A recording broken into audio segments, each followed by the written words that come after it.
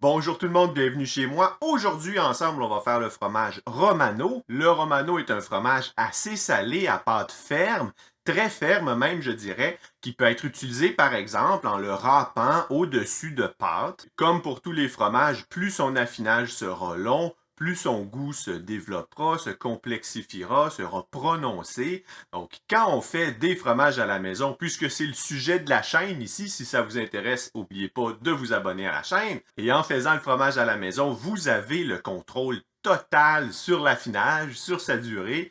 Donc, place à la recette. La liste d'ingrédients de la recette s'affiche à l'écran. Certains d'entre eux peuvent avoir des noms un peu étranges pour vous si vous n'êtes pas familier, mais sachez qu'ils se trouvent tous en ligne. Maintenant, avec Internet, c'est facile de tout acheter en ligne et de se faire livrer à notre porte. Il y a peut-être seulement la lipase qui, dans certains endroits du monde, est plus difficile à trouver, mais c'est tout à fait optionnel pour la recette. La première étape, comme pour toutes les recettes de cuisine, mais surtout pour le fromage, c'est d'utiliser du matériel propre. On va affiner notre fromage sur de longues périodes de temps. Je fais bouillir tout ce qui peut l'être et pour le reste, comme mes mains ou les moules en plastique, que je ne ferai pas bouillir, bien entendu, je les lave une première fois au savon, je rince, je laisse sécher et ensuite j'applique du vinaigre blanc à l'aide d'un vaporisateur. Le lait que j'utilise est un lait de vache. Traditionnellement, le Romano est plutôt fait avec un lait de brebis. Mais ici, au Canada, où je me trouve, c'est pratiquement impossible de trouver un lait de brebis. Et je veux que vous sachiez que c'est tout à fait possible de faire des fromages en déviant un peu comme ça, en utilisant du lait d'autres animaux. Bien entendu, je ne vous mentirai pas, le goût et la texture ne seront pas tout à fait pareils, mais c'est possible de s'approcher. Plus spécifiquement ici, le lait que j'utilise est un lait pasteurisé. Attention par contre, n'utilisez pas du lait qui a été pasteurisé UHT, soit à ultra haute température. Si vous utilisez ce type de lait, vous n'obtiendrez pas une bonne coagulation. À mon lait, je vais ajouter de la crème sans additif pour augmenter le taux de matière grasse. J'ai un peu de difficulté à sortir la crème de mon bocal. Donc, je sors un peu l'artillerie lourde avec mon long couteau pour essayer de faire une voie de passage pour ma crème. En ajoutant cette crème à mon lait, je porte le taux de matière grasse à environ 4,3%. Ce n'est pas autant que pour un lait de brebis, par exemple, où le taux de matière grasse pourrait avoisiner les 6%. Mais pour être tout à fait honnête avec vous, tout ce que j'ai fait, c'est ajouter un bocal entier de crème à mon lait. Et avec le calcul, ça me donne 4,3%. Pour plus de détails sur ce calcul, j'ai une vidéo sur la chaîne qui s'intitule Reconstituer le lait entier. En utilisant de la crème comme ça, prenez vraiment le temps de la réincorporer au lait. Elle va avoir tendance à flotter sur le dessus de votre lait, et c'est tout à fait normal bien entendu. Avec votre cuillère, faites des mouvements de haut vers le bas pour redescendre la crème dans le lait. Brassez comme ça doucement durant environ 3-4 minutes. Vous devriez avoir un bon résultat. De mon côté, on va le voir plus tard, j'ai un peu de matière grasse qui est devenue un peu plus de l'huile. L'huile qui flotte en petites billes sur le dessus de mon lait.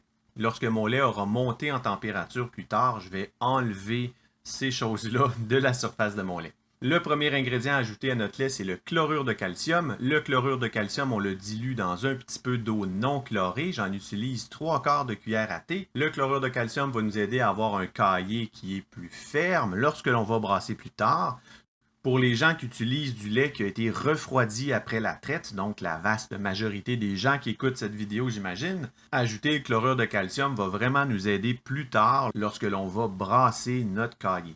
La température visée pour notre lait, c'est 40 degrés Celsius. Le chauffage de notre lait, on le fait indirectement, c'est-à-dire qu'on ne place pas directement notre chaudron de lait sur une source de chaleur. Je place plutôt mon chaudron de lait sur un chaudron d'eau bouillante. Assurez-vous à cette étape d'avoir un bon équilibre, puisque de renverser votre chaudron de lait sur votre plancher, je suis certain que ce n'est pas ce que vous voulez. Une fois le 40 degrés Celsius atteint, retirez du feu, bien important, autrement votre lait va continuer de monter en température, c'est pas ce qu'on veut. À 40 degrés Celsius, je vais ajouter mes cultures bactériennes. On va utiliser des cultures bactériennes thermophiles dans cette recette, donc des cultures qui sont actives à plus haute température. J'utilise ici la culture Thermo-B de Biena. J'en utilise une demi-cuillère à thé. Habituellement, dans des recettes qui utilisent des cultures mésophiles, on va plutôt viser des températures à 32 degrés Celsius. Ici, ce n'est pas le cas. Les cultures bactériennes, on les laisse réhydrater environ 2 minutes sur la surface de notre lait, puis on va venir les brasser, les incorporer dans notre lait aussi uniformément que possible durant 1 minute. Et le prochain ingrédient, celui-là, est optionnel, c'est la lipase que l'on va réhydrater elle aussi dans un peu d'eau non chlorée durant 2 minutes. Et on va l'intégrer au lait de la même façon en brassant environ 1 minute. La lipase est une enzyme qui va agir sur les molécules de gras et donner vraiment un goût plus piquant, caractéristique de ces fromages comme le Romano. C'est optionnel bien entendu. Sachez que la lipase est naturellement plus présente dans des laits crus de chèvre, de brebis. Si ces laits ont été pasteurisés, l'enzyme sera désactivée, donc l'ajout de lipase peut quand même être importante. Si vous ne l'ajoutez pas parce que vous ne la trouvez pas près de chez vous, il n'y a pas de problème. Votre fromage aura un goût un peu plus doux, tout simplement. On va laisser maturer nos cultures bactériennes, la lipase, dans notre lait durant 20 minutes. Puis on va ajouter le dernier ingrédient, mais non le moindre, la présure qui va nous aider à coaguler notre lait. La présure, on la dilue elle aussi dans un peu d'eau non chlorée pour faciliter son intégration au lait. La présure est très puissante, donc si on l'ajoute trop concentré dans notre lait, ça va faire des réactions plus locales. On ne veut pas ça, on veut que notre lait coagule uniformément, sans poche plus coagulée que l'autre. La présure agit assez rapidement, donc on ne brassera pas trop longtemps, 1 minute maximum et brasser doucement. Avant de remettre le couvercle sur votre chaudron, freinez le lait, bien important. Vous ne voudriez pas qu'il y ait encore un tourbillon dans votre chaudron durant la durée de coagulation qui sera ici de seulement 20 minutes. C'est que notre température à 40 degrés Celsius va accélérer tout le processus de coagulation. 20 minutes plus tard, je viens voir, je fais le test du couteau, je plonge mon couteau, je tourne à 90 degrés, je remonte. J'observe que la tranche de caillé est encore un peu fragile, elle se détruit, elle n'est pas vraiment résistante. Donc, je vais laisser encore 10 minutes de coagulation. 10 minutes plus tard, je reviens, je fais le test du couteau. C'est un peu mieux et d'expérience, je sais que je vais pouvoir travailler ce type de caillé-là. Donc, je procède, je découpe l'ensemble de mon caillé en cubes de 1 cm. Pour ce faire, je fais des tranches dans un sens uniquement espacé d'1 cm, puis dans l'autre sens, j'ai donc des colonnes de 1 cm qui vont du sommet de mon chaudron jusque dans le bas, des longues colonnes, c'est pas ce que je veux des cubes, alors je tranche à 45 degrés en inclinant mon couteau, et j'ai donc des morceaux qui s'apparentent plus à des cubes. À présent, tout ça est extrêmement fragile, on ne brassera pas tout de suite, on va les laisser cicatriser, ces morceaux de caillé, durant 5 minutes si votre lait n'est pas homogénéisé ou 10 minutes s'il l'est. L'homogénéisation dans le lait, je me fais souvent poser la question, ce n'est rien d'autre que le traitement dans le lait qui fait en sorte que la crème ne forme plus de couches sur le dessus lorsqu'on le laisse tranquille durant plusieurs heures. La crème va naturellement remonter sur notre lait. L'homogénéisation, elle, va faire passer tout le lait à travers une fine membrane qui va éclater les molécules de gras, de telle sorte qu'elles vont rester dans le lait, elles ne chercheront plus à monter à la surface. Après la cicatrisation, on va remettre notre chaudron sur notre source de chaleur. Durant tout le temps de maturation et de coagulation, c'est normal que notre température ait un peu baissé.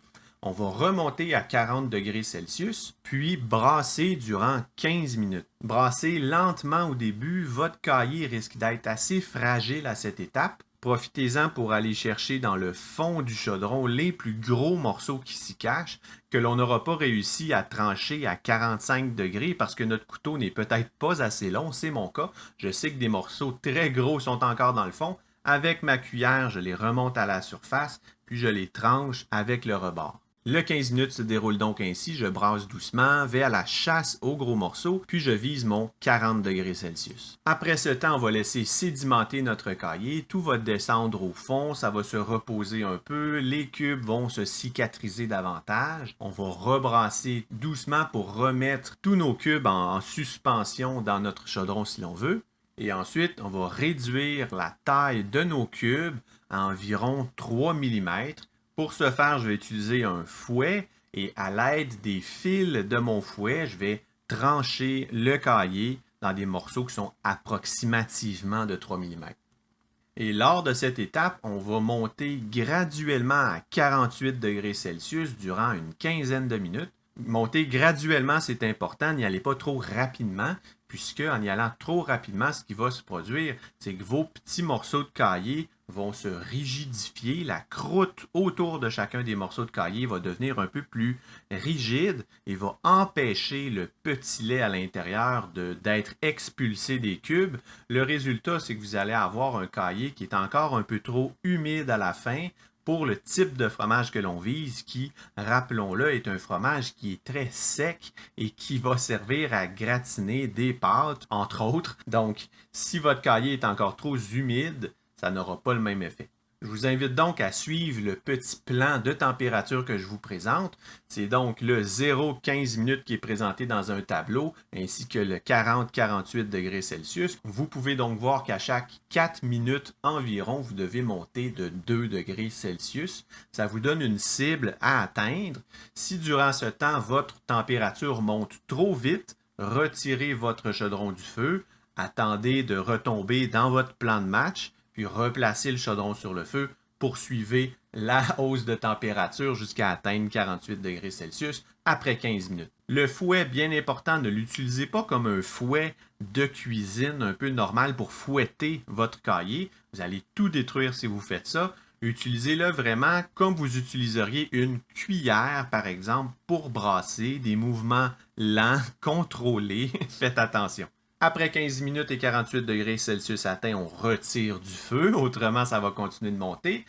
Et on va maintenir ce 48 degrés Celsius à présent durant environ 20 minutes en brassant à cette étape-ci de façon plus intermittente. Donc, vous me voyez faire un peu à l'arrière, je prépare mes choses pour la prochaine étape qui va être l'étape du drainage. Je fais un peu de nettoyage. Je réponds à quelques commentaires sur mon téléphone, donc des choses qui me laissent près du chaudron et à chaque 1 minute ou 2, je redonne un coup de fouet à l'intérieur. À la fin du 20 minutes, on va faire un test avec des mains extrêmement propres, très important. On prend une poignée de caillé entre nos doigts, on les presse bien. On devrait voir que le caillé conserve sa forme et que lorsque l'on tente de les défaire entre nos doigts, on peut retrouver encore les grains individuels. Si au contraire, en pressant votre caillé, ils ne fusionnent pas ensemble et qu'ils se déchirent, détruisent, explosent lorsque vous tentez de les égrener un par un, continuez de brasser encore à 48 degrés Celsius parce qu'autrement, lorsque vous allez presser pour vrai votre fromage avec votre presse dans le moule, ça ne fonctionnera pas aussi bien. Après ce test, on laisse sédimenter durant 5 minutes. Tout va couler dans le fond. Pendant ce temps, préparez votre station de drainage. On va drainer le tout à travers un moule recouvert d'un coton fromage. Avec un caillé aussi chaud, à 48 degrés Celsius, ce qui arrive souvent, c'est que le caillé va avoir tendance à coller plus facilement sur le coton fromage. Vaporisez un peu de vinaigre sur votre coton fromage et vous allez voir plus tard, ça ne collera pas autant. Et ce qu'on ne veut pas, c'est que ça déchire, bien entendu. Lors du drainage, soyez extrêmement prudent, bien entendu. Vous avez travaillé fort pour vous rendre jusqu'ici. Peut-être que pour vous, le chaudron de 12 litres est un peu trop lourd. Pas de problème. Enlevez le petit lait sur le dessus avec une tasse, avec un verre. Bien propre, bien entendu. Ça va diminuer le niveau, alléger le chaudron, puis ensuite, vous allez pouvoir mieux le manœuvrer. C'est tout à fait normal à cette étape-ci que votre moule vous paraisse beaucoup trop petit pour la quantité de caillé que vous avez. Soyez patient, le caillé va drainer, c'est ce qu'on est en train de faire ici, on draine le tout. Le niveau va baisser, vous allez pouvoir en ajouter d'autres. Le niveau va baisser, vous allez pouvoir en ajouter d'autres. On peut souvent avoir l'impression d'avoir 2 fois trop de caillé par rapport à la taille de notre moule, mais après 5-10 minutes de drainage, vraiment, vous allez tout pouvoir incorporer et c'est ce qu'on veut. On veut un fromage qui a quand même une bonne hauteur dans son moule et non pas un fromage qui est très écrasé, un peu le format d'une galette. C'est pas à ce format-là qu'on pense quand on pense à un fromage. On veut quelque chose avec une certaine hauteur. Donc, soyez patient. Lorsque la partie supérieure de mon moule atteint le niveau du sommet de mon moule, c'est le temps pour moi de déplacer le tout vers ma presse. La presse que vous voyez à l'écran, c'est une presse que j'ai fait moi-même à partir d'équipements qui se trouvent partout. Vous pourrez trouver sur la chaîne une vidéo qui explique sa construction. Et comme je dis dans cette vidéo, privilégiez des métaux qui sont inoxydables. Dans mon cas, j'ai récupéré des morceaux de métal qui rouillent. C'est pas nécessairement la meilleure chose. Ça rend le nettoyage beaucoup plus difficile. Un jour, je vais en construire une autre, je vous le promets. Le premier poids à appliquer sur notre fromage est assez léger et c'est ce qu'on va faire. On va y aller graduellement. 10 livres durant 30 minutes. À cette étape-ci, observez bien le liquide qui sort de votre fromage. Il devrait être clair, parfaitement transparent. Si au contraire il est opaque et que vous voyez un peu de la poudre de fromage qui en sort, c'est probablement que vous pressez trop fort. Après 30 minutes, on va retirer le fromage de la presse, l'enlever du moule, enlever le coton fromage, le retourner dans le coton fromage. C'est vraiment ce qui va nous permettre d'avoir des surfaces jolies, fermées, uniformes de tous les côtés du fromage. Si vous faisiez l'expérience de laisser votre fromage uniquement du même côté, vous auriez des effets un peu étranges sur votre fromage avec des trous de certains côtés, des motifs un peu étranges. Donc vraiment retournez à chaque fois, vous allez avoir un visuel beaucoup plus plaisant dans votre produit fini et on mange d'abord avec les yeux. Prochaine presse, celle-ci, on va augmenter le poids à 25 livres ou 12 kg et durant 3 heures. Durant ce temps, le fromage va poursuivre son expulsion de petits laits. Ses surfaces vont se former, vont devenir fermées, c'est bien important. 3 heures plus tard, on retire les pois et même procédé, on enlève le fromage de la presse, on l'enlève de son moule, retire le coton fromage, retourne, réenveloppe dans le coton fromage. Et déjà à cette étape-ci, on peut voir que la croûte est beaucoup mieux formée. On n'a plus de trous vraiment, mais le fromage est encore assez humide. Je le sentais bien entre mes doigts, un peu de déformation. Là, ce n'est pas dur comme de la pierre à cette étape-ci. Et ce ne le sera pas non plus à la toute fin, mais on va encore presser ce fromage. Prochaine presse, ce sera à 40 livres ou 20 kg durant 12 heures. Si, comme moi, vous utilisez des poids en fonte, l'équilibre est un peu plus facile à obtenir. Mais si au contraire, comme à mes débuts, vous utilisez des bouteilles d'eau, des conserves, vraiment soyez prudent, ça peut tomber. Avec le temps, le fromage va baisser dans le moule et ça ne baisse pas toujours de façon uniforme. Si un côté baisse plus vite que l'autre, ça va faire une pente dans vos poids et tout peut tomber, soyez prudent. 12 heures, même chose, on va le laisser presser encore 12 heures avec les mêmes poids, 40 livres ou 20 kg. 12 heures au cours desquelles le fromage va encore expulser un tout petit peu de petit lait. Vraiment, à cette étape-ci, on n'est plus vraiment là, mais le fromage va se consolider à l'intérieur du moule. 12 heures plus tard, on retire le fromage encore une fois de la presse, du coton fromage, de tout. Et je vous montre son état. La croûte est vraiment complètement fermée. On ne voit plus de craques, de fissures. C'est très important. Si de votre côté, vous voyez encore que votre croûte n'est pas bien fermée, poursuivez la presse. Ça se pourrait que ça se corrige avec le temps. La prochaine étape pour notre fromage, c'est de le refroidir avant de le placer dans une saumure pour le saler. Je le refroidis dans mon réfrigérateur d'affinage à environ 10-13 degrés Celsius. Ça peut prendre environ 2 heures pour le refroidir pour un fromage de cette taille. Ma saumure, elle, est aussi entreposée dans ce réfrigérateur, donc à la même température. L'idée, c'est d'avoir une saumure et un fromage à une température très similaire pour ne pas qu'il y ait de choc. La saumure que j'utilise est une saumure à saturation. J'ai une vidéo sur la chaîne qui explique comment faire cette saumure. Mon fromage flotte dans la saumure, c'est tout à fait normal, mais ça veut donc dire que le dessus de mon fromage n'est pas exposé à la saumure et ne sera donc pas aussi salé. Pour corriger cette situation, je vais donc saupoudrer un peu de sel non iodé, sur le dessus de mon fromage.